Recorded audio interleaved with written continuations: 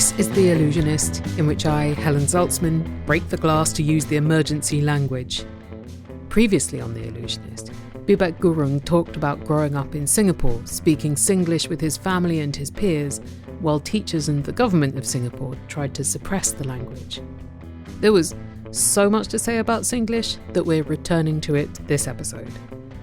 Just before we get into it, I wanted to remind you of the excellent times you can have if you become a member of the Allusiverse. Not only are you helping fund the making of this show, you get behind-the-scenes information about the making of this show, usually a glimpse into me at my most berserk, plus regular, relaxing live streams with me and my dictionaries. Plus, you get the company of your fellows in the Allusiverse Discord community, where, among other things, like sharing knitting advice and book recommendations and how to cook baguettes, we watch things together, like the current British and Canadian seasons of Bake Off and Taskmaster featuring my brother Andy. And on the agenda, we've got the film What We Do in the Shadows. We are deep into our Merchant Ivory season, with the Bostonians, Howard's End and Mississippi Masala still to come. Then, mid-November, we are going to be watching the BBC mini-series of Pride and Prejudice, yes, the one with the wet shirt scene that was deleted from the book. And then when the Winterval season hits, we'll be watching the film Carol together. Join us, theallusionist.org/donate. And while you're there on the website, I usually mention this at the end of every episode, but it's worth noting at the start too. At the show's forever home, theallusionist.org, every episode has its own post with links to the guests and more information about the topics. And there are transcripts of every episode, and there's always a photo of the dictionary entry for the randomly selected word. So if you're ever wishing for a readable version of this podcast, you've got 'em. On with the show.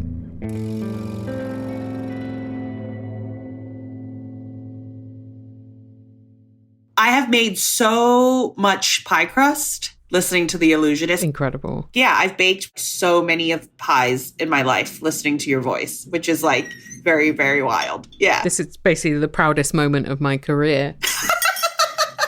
That's so nice to hear because like truly all my friends laugh about it because I like won't ever shut up about how much I love your podcast. Like, they're like, okay, it's just about language. Just? And I'm like, yes, but it's like so much more. And then I was like, oh, so there's like a word of the day that you like try and use during the day. And they're like, okay, Stace.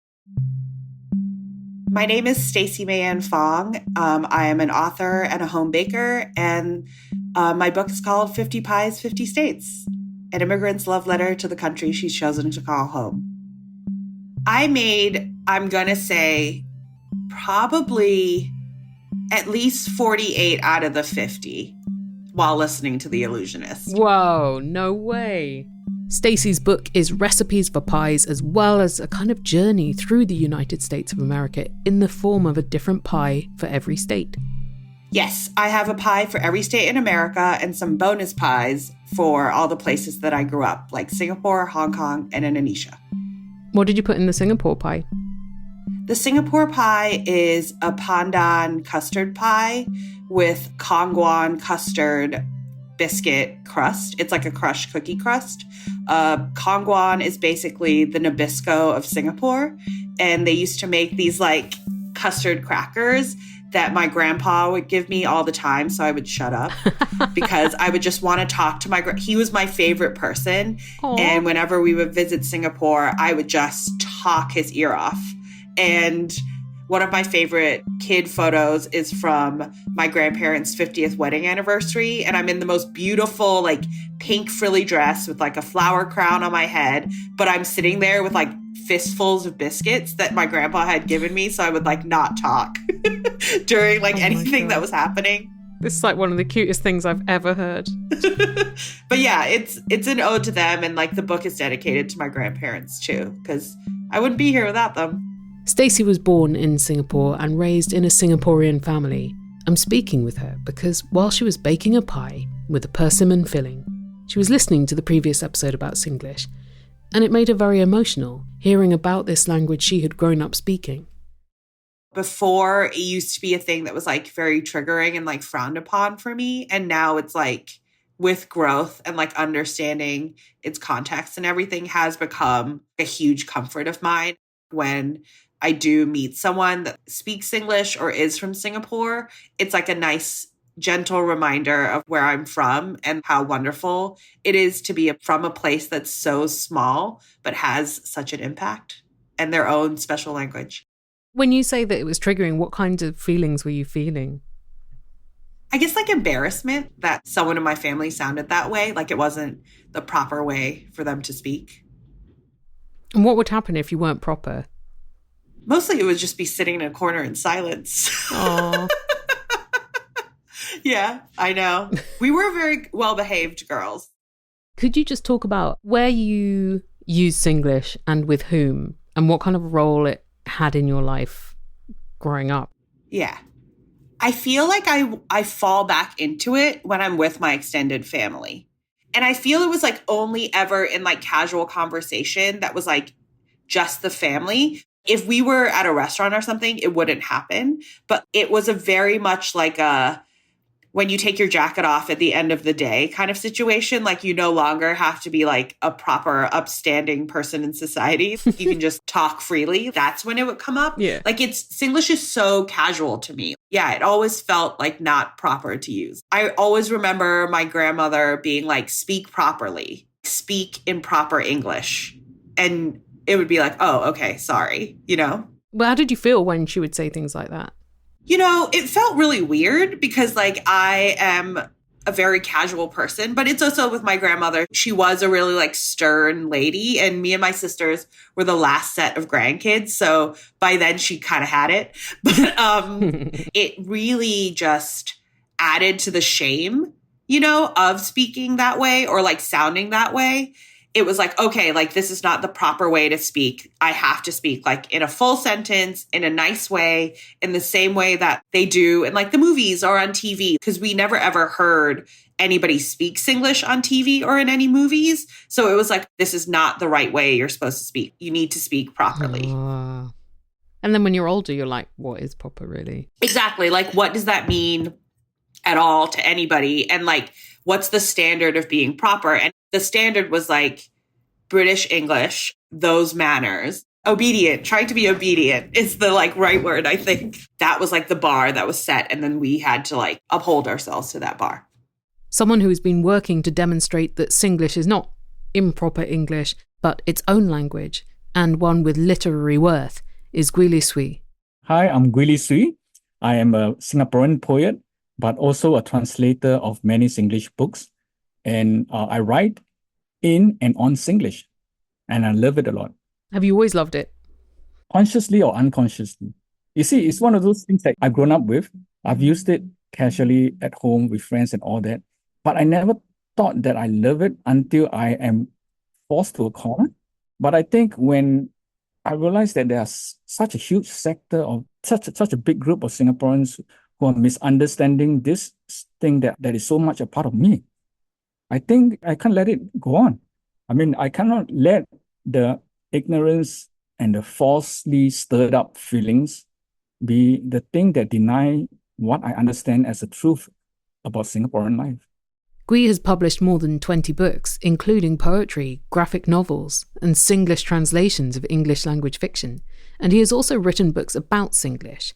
In 2017, Gwee released a book called Spiaking Singlish, a companion to how Singaporeans communicate. It's not just a few words here and there. It has its own grammar, it has its own syntax. And those are, I think, mostly not talked about. So I wrote a Singlish book explaining Singlish. There had been books about Singlish before. The first were by the humorist Sylvia To Piak Chu.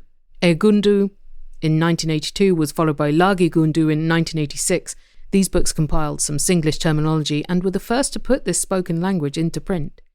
And more books have followed, like 2002's Coxford Singlish Dictionary by Colin Goh and Yen Yen Wu that emerged from their humour website talkingcock.com. Yes, Coxford is portmanteauing cock and Oxford. Talking cock is a Singlish term for bantering. All these books use English to talk about Singlish, but in Gwee's Spiaking Singlish, he is writing about Singlish in Singlish. Which people say, isn't it defeatist? Because anyone consulting your book would be wanting to learn Singlish, but you write it in Singlish. My response is, if you look at English dictionaries and English encyclopedias, they too are written in English, explaining English words. If we can't go to that level, then we are not really developing the language. One of the things that really caught my eye reading the book was the table showing how the meaning of a short phrase could be changed significantly by different particles being on the end. Yes, I think it's here, right? This one that kind of went viral. There are 10 examples in the table, including I done have le, which translates to for some reason I don't have it, whereas I done have law means I wish I had it, but sadly I don't, and I done have ho means don't look at me, I don't have it. Taken from different languages, interestingly. Interestingly, ever since I came up with this, I found some more of these end particles, I mean, it just kept growing. So many particles that one of the pocket-sized follow-ups to Spiaking Singlish is all about particles. And just that last word alone will change the entire meaning, or how to treat that statement, whether you should see as, spoken out of spite or spoken out of, just a sense of fun. It's entirely dependent on that particle at the end.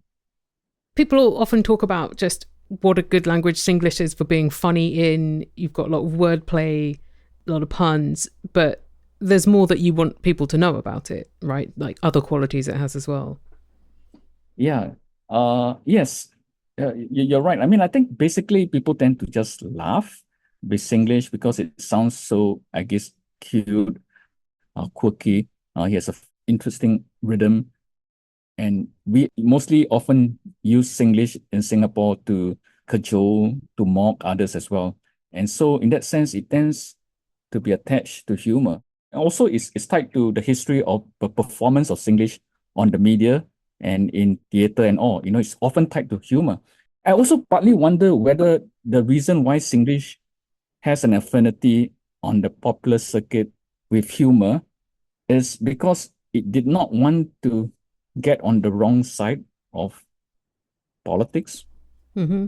It didn't want to make itself out to be a potently dangerous, divisive thing. So it treated itself as something you can afford not to pay attention to and just laugh off. And because of that, we tend to forget the aspect of Singlish that is about common life, where we use it to express ourselves, feelings of frustration, feelings of boredom, conversation that you try to have with people on the street and all that. We use that in non-humorous contexts as well. So this is one thing I thought my translations are able to do better, to show that it is not just about humor.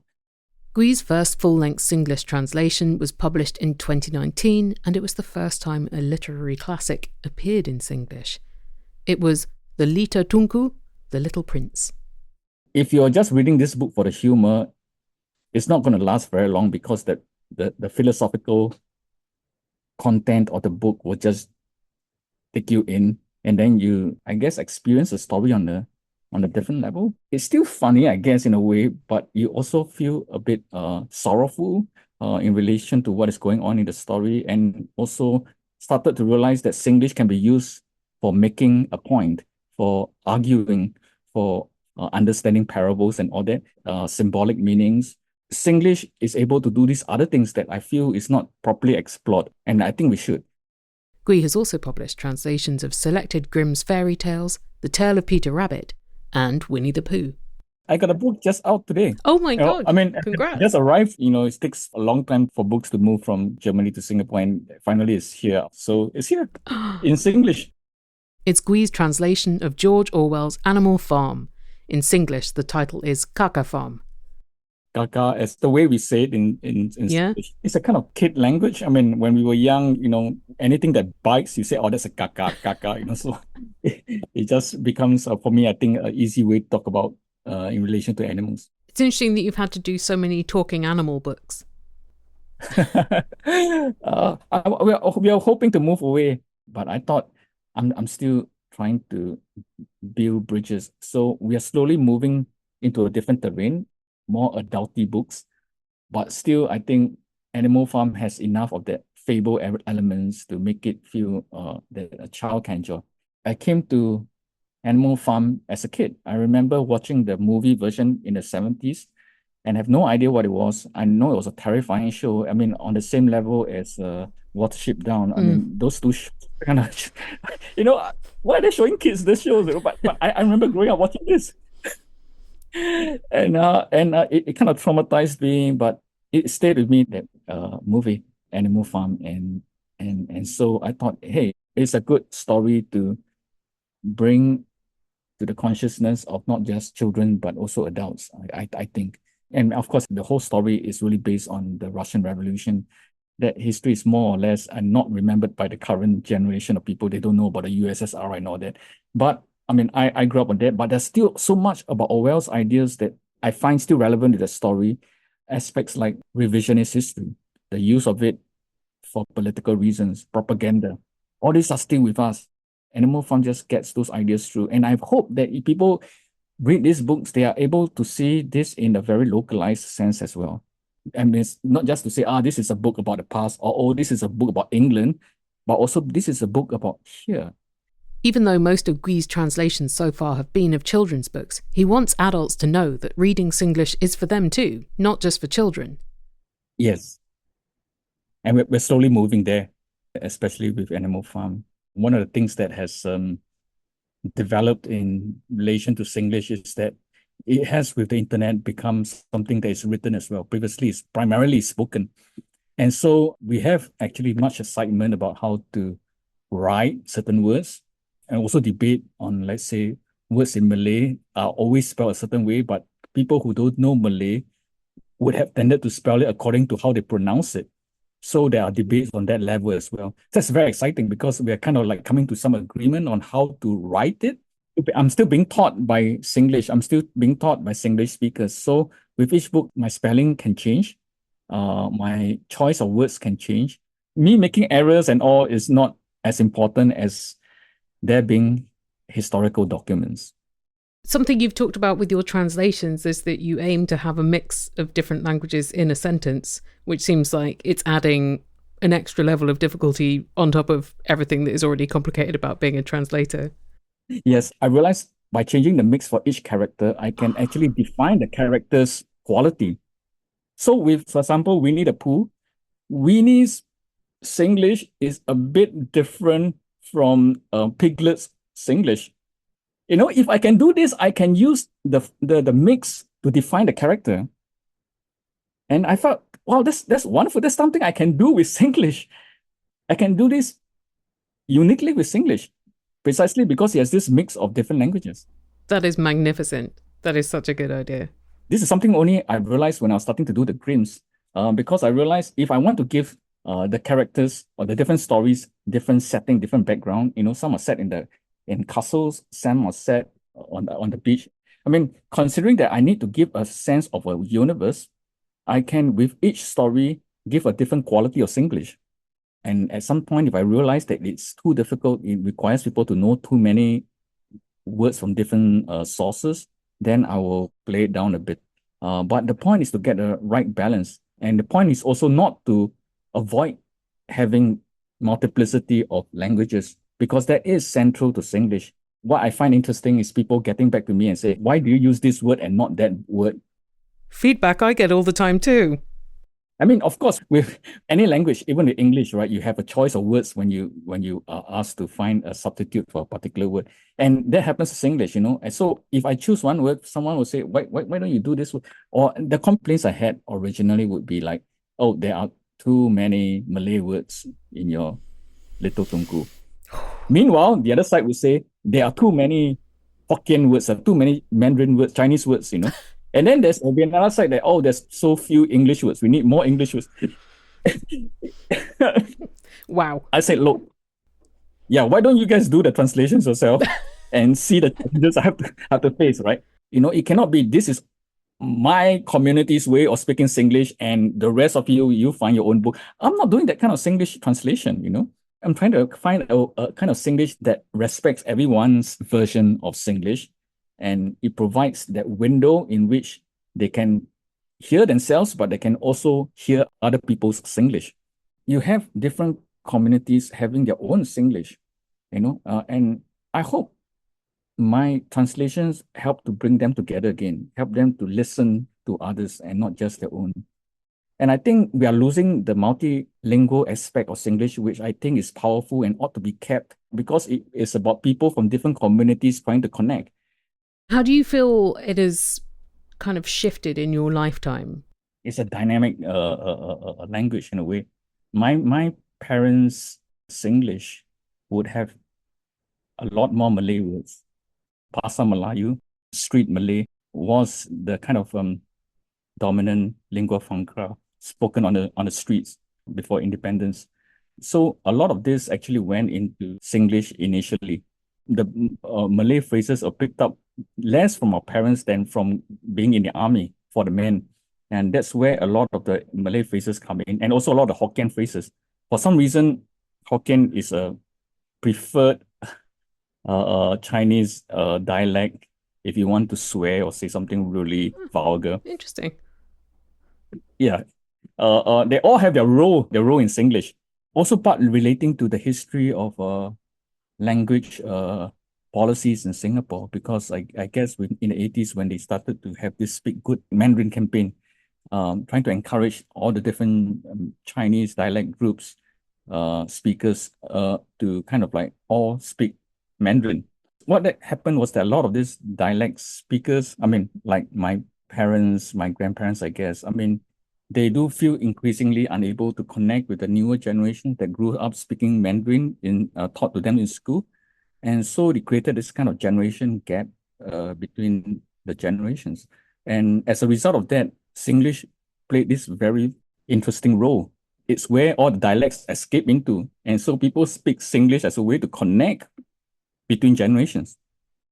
I think my generation, the younger generations these days, the Singlish is become very skewed to be dominantly English. And also because of the internet, they have picked up a lot of these phrases from elsewhere and kind of like weave them into their Singlish as well. Yeah, it seems like so many new terms are being coined all the time. You know this as a linguist, there are words that will go out of fashion and then come back in again after a few years for some reason, something that triggered the relevance of that word or phrases, and they'll come back in again. For example, there's one like stylo Milo that was used during my father's generation, as a way to describe something as being very stylish. And it's, oh, it's stylo Milo. The Milo in stylo Milo refers to the chocolate malt drink powder. I mean, Singlish loves rhymes. So it's just not enough to say stylish, right? It's stylo and Milo. And so that was big during that time. I remember hearing that quite a lot. And somehow, sometimes in the 80s, 90s, it kind of disappeared. I mean, nobody used stylo Milo because it's not stylo Milo to use stylo Milo. It kind of went out of fashion. But I don't know, there's this retro thing, and like the last few years, it's come back in fashion again. I guess it's like each generation revives the clothing styles of just before they were born. Yeah. I guess. I mean, there are words that will always be around, like shok, la, and all that. Those are standard Singlish.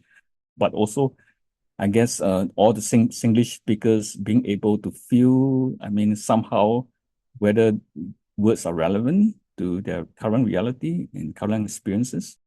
How are people learning Singlish? Are there any formal classes anywhere? Or is it all from their peers and their families?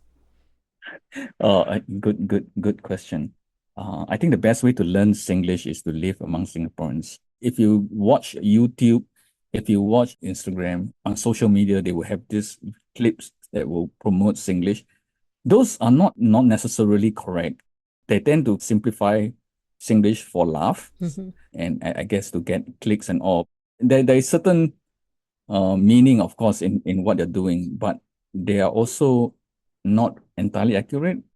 Another way people acquire or expand their Singlish is while doing national service in Singapore's military, because it crosses the different linguistic backgrounds of all these young men who have been brought together. There's no formal classes for very good reasons, because I think the state hasn't really come to a position of accepting Singlish officially yet. There are years in which Singlish has gone into really the bad books. But then I think in recent years, it seems like they have used Singlish to promote their own programs, their own websites. For example, the government of Singapore advised citizens to get the COVID vaccine via a comedy song in Singlish. Get your shot, steady Pompey P. Sorry for this earworm. Singapore.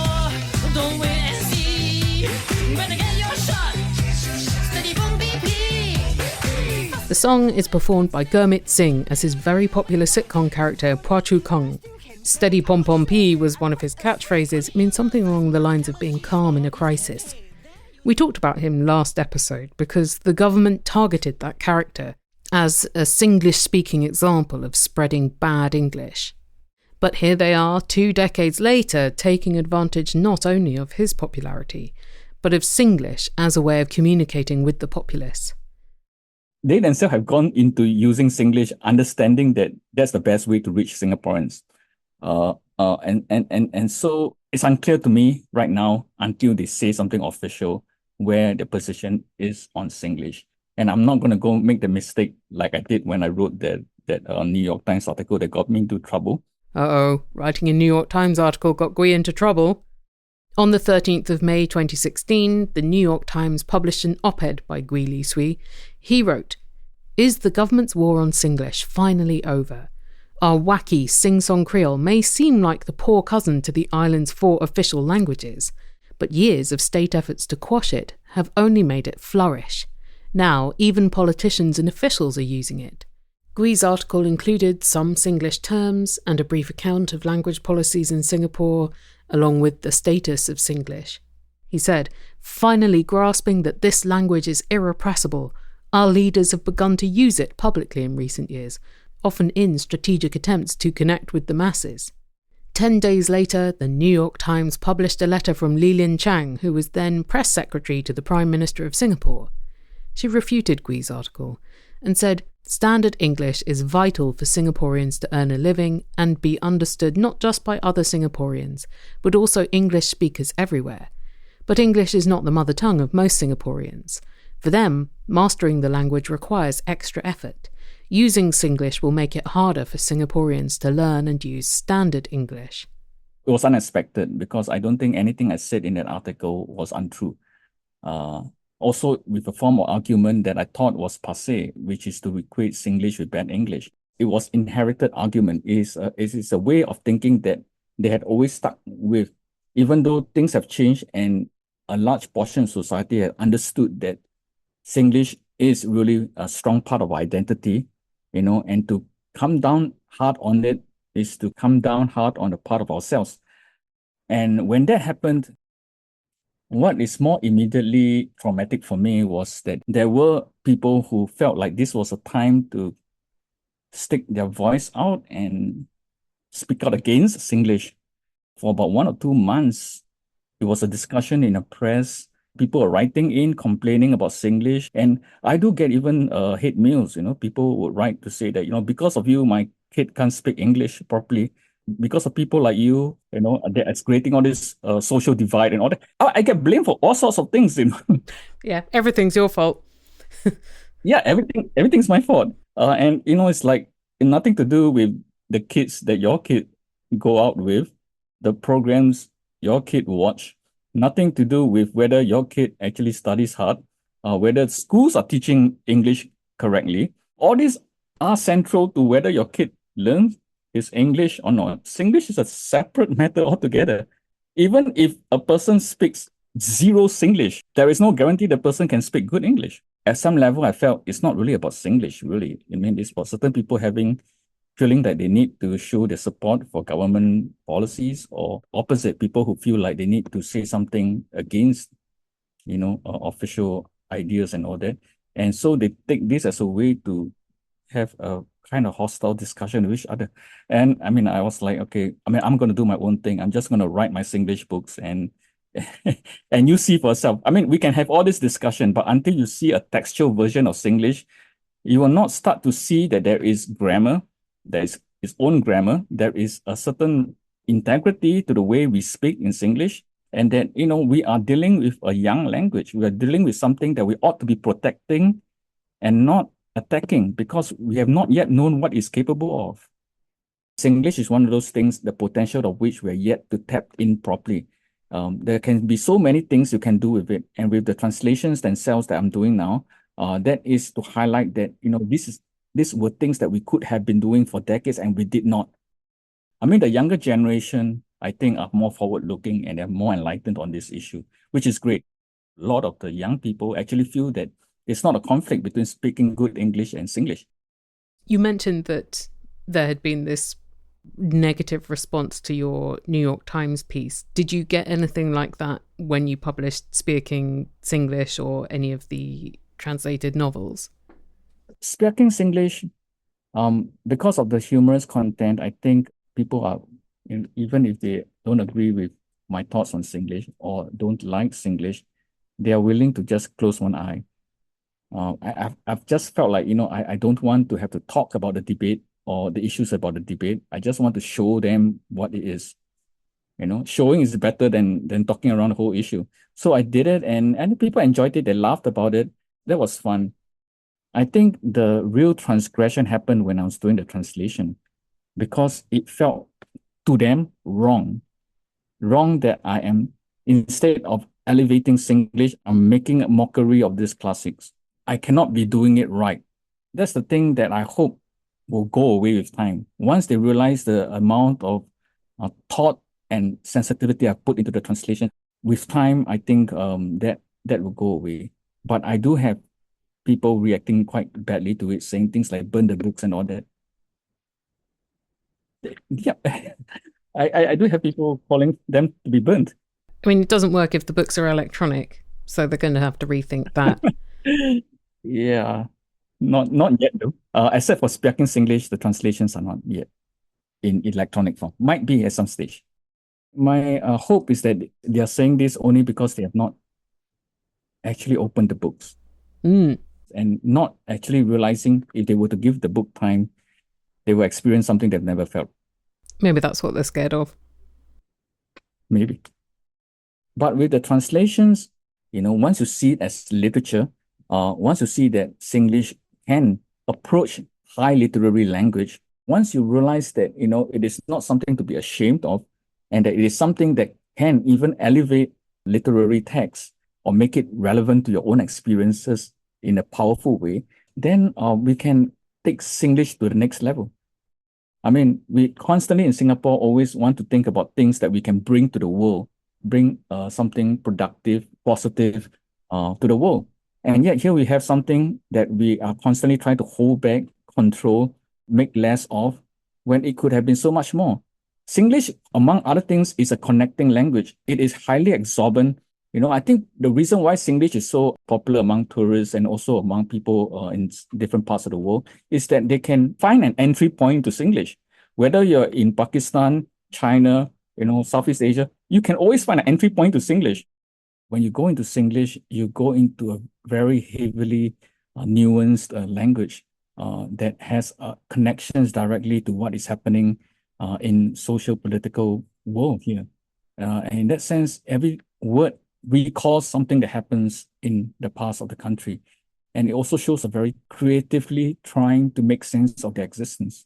When the dialects got into trouble, when they were not allowed to be spoken publicly, officially, they escaped into Singlish. Singlish becomes the refuge. There's so many things that Singlish does in the history of Singapore that, I think one day when we excavate it, we will learn properly to live it. Stacey Mei Yan Fong learned to love it after she moved to the USA for college. I think the move to the US was such a big pivotal point in my life because that was the first move that I did completely on my own.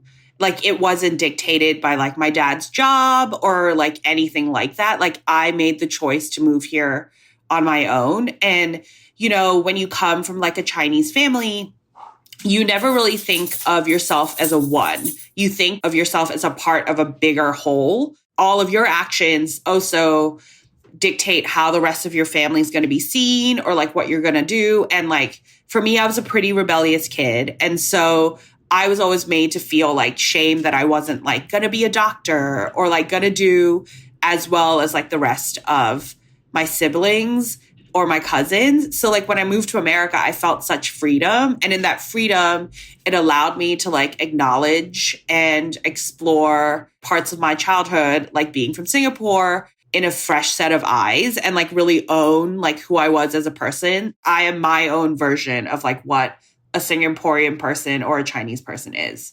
And that doesn't make me less than or more than anyone else. It just makes me myself.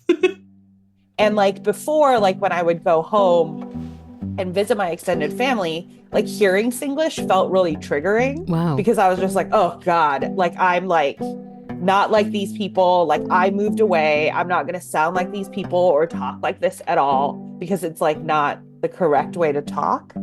And then now when I hear it, or if like I hear it by meeting people in the city or people I've met like on book tour and stuff, like I find it so comforting.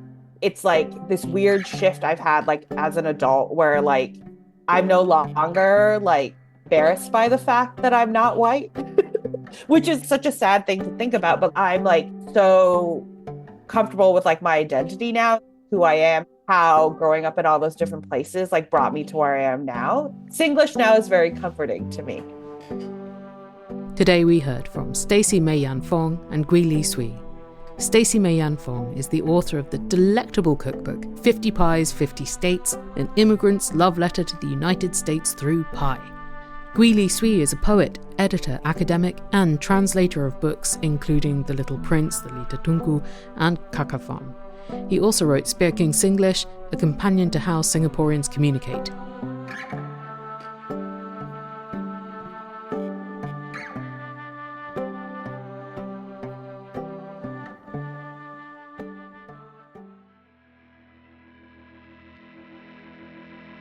Your randomly selected word from the dictionary today is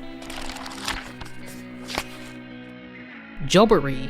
Noun, the practice of using a public office or position of trust for one's own gain or advantage. Try using jobbery in an email today, but don't do it, please. This episode was produced by me, Helen Zaltzman, on the unceded, ancestral and traditional territory of the Musqueam, Squamish and Tsleil-Waututh nations. Many thanks to Wylin Ong. Martin Austwick provided editorial assistance and also the music. Listen to it with lyrics via palebirdmusic.com. And you can hear or read every episode of The Allusionist. Get more information about the topics and the guests who talk about them. Donate to support the show and become a member of the Allusiverse with all the delightful perks that entails. And see the full dictionary entries for the randomly selected words.